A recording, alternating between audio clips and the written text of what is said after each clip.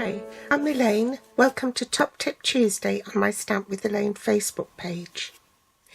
The Celebrate Sunflowers bundle is part of the Flowers for Every Season suite.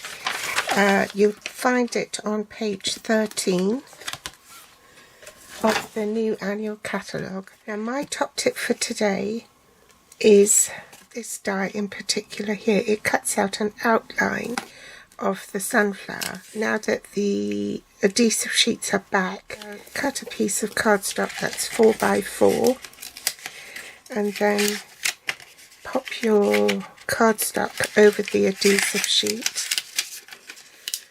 It just makes die cutting and gluing the outline of the sunflower a lot easier. That's not all. Now you see that the stamp, it's got lots of petals and they're all at different angles, so it's a bit difficult to try and orient the stamp so that it matches up with the die. If you're not mindful of where the stamp position is on your block, so that it will correspond with the die, it'll just take forever to try and match it up. Now when I get my stamps, I don't throw away the sticker sheet. So on every stamp set you'll get a sticker sheet with the images of the stamp it corresponds with that you stick onto the back of the stamps. I trim my stamps back quite hard so that I don't get that blooming effect. That's a blooming effect is when you stamp and then you get another line of the edge of the stamp as well as the image itself. So to prevent that, I cut as close to the line of the stamp, or the outline of the stamp.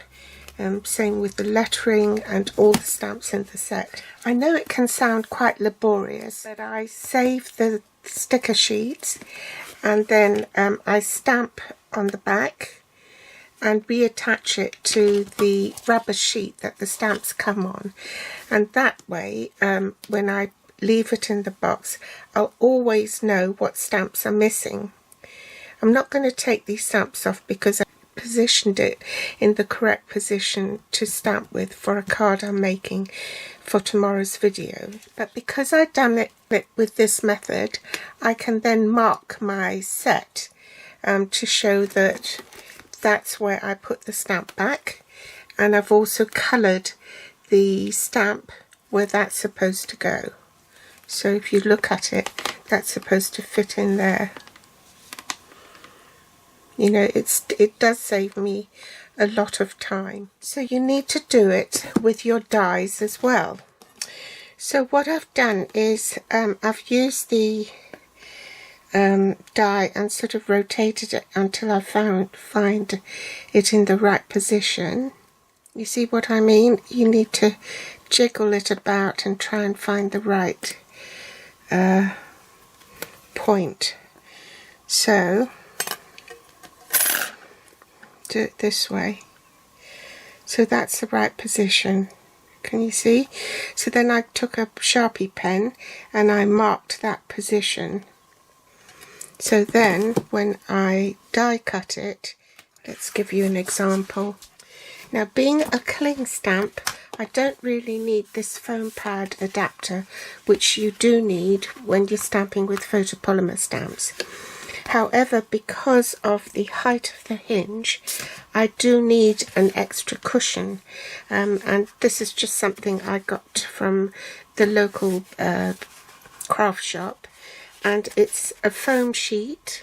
It's actually thinner than the Stampin' Up one, but it just raises it a little bit so that it will stamp all the way through rather than part of it. I'll just demonstrate. If I stamp it without,